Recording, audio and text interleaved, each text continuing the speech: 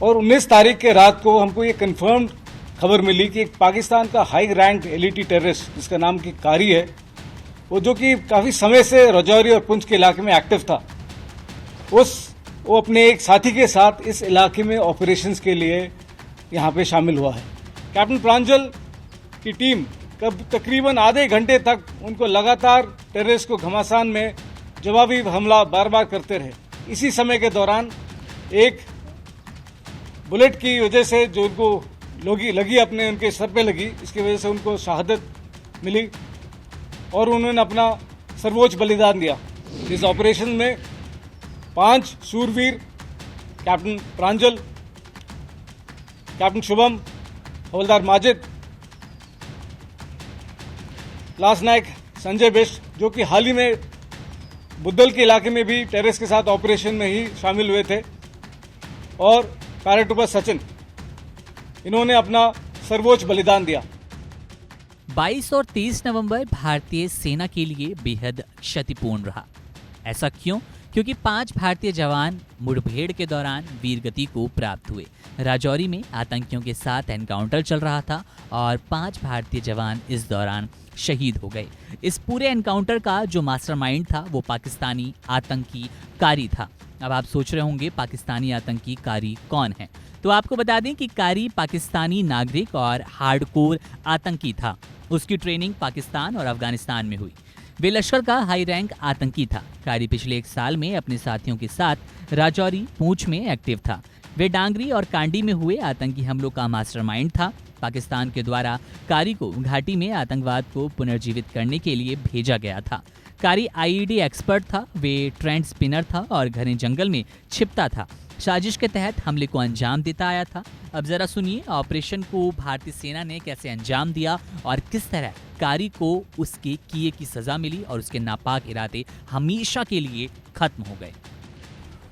हाल ही में हमारा ऑप सोल्की का ऑपरेशन लॉन्च हुआ था 19 तारीख से।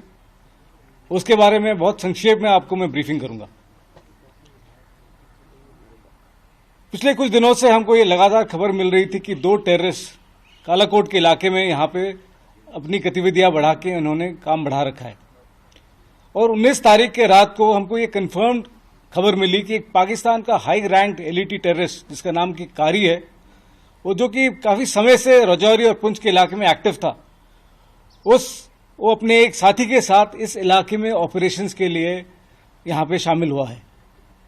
इस खबर के आधार पे तुरंत सारे सिक्योरिटी फोर्सेस जहाँ पे शामिल राष्ट्रीय राइफल्स, जम्मू कश्मीर पुलिस और बाकी इंटेलिजेंसीज, इन्होंने तुरंत ऑपरेशंस को कारगर रूप में शामिल किया, प्लानिंग की और साथ ही साथ तुरंत अपनी एक्टिविटीज शुरू कर दी। उन्होंने 22 तारीख को करीबन 8:30 बजे 8:30 पर दोबारा जनरल एरिया काबूकोट, जहां पे पहले खबर आई थी, इन 2 टेररिस्ट का दोबारा सूचना मिला कि इनकी यहां पे गतिविधियां चल रही हैं।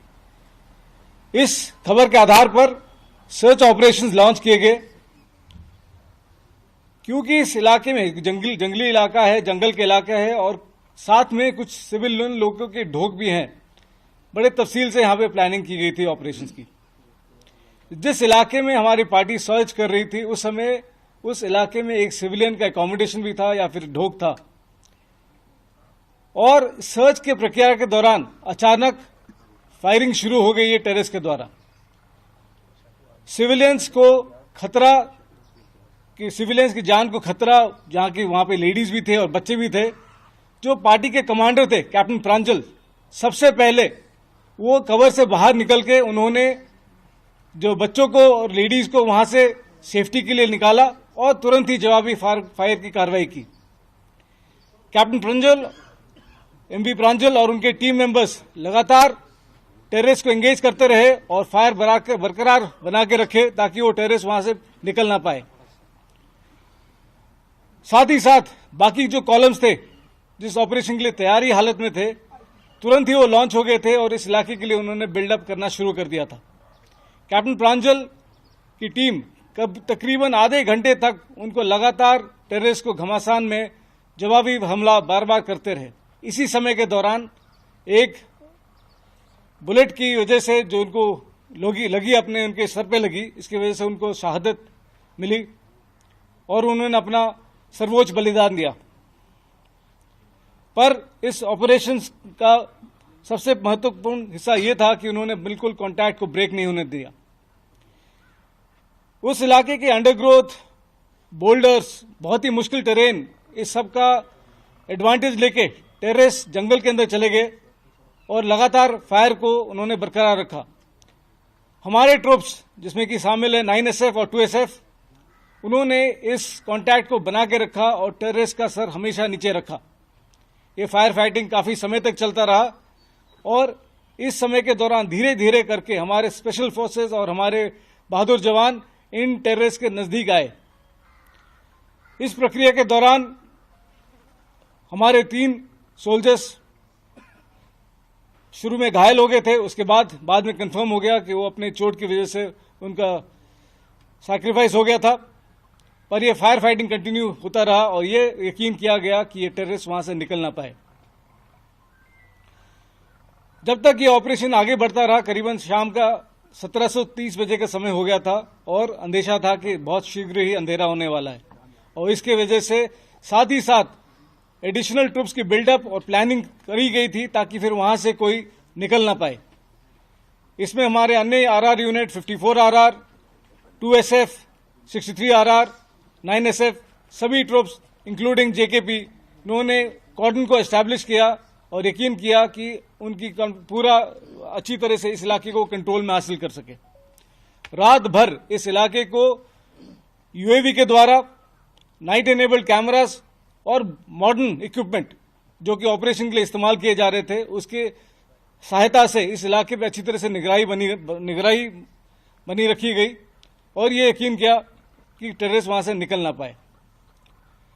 23 तारीख की सुबह फर्स्ट लाइट पे दोबारा सर्च की कार्रवाई को आगे बढ़ाया गया और इसमें करीबन 7:40 पर एक टेररिस्ट जो कि उस कॉर्डन के अंदर ही था पर निकलने की कोशिश कर रहा था, उसको हमारे पैराट्रूपर सचिन ने उसको आइडेंटिफाई कर लिया और उसने तुरंत ही उसके ऊपर फायर डाला। सचिन के फायर के ऊपर टेररिस्ट ने भी जवाबी फायर किया और उस फायर के दौरान सचिन घायल हो गए।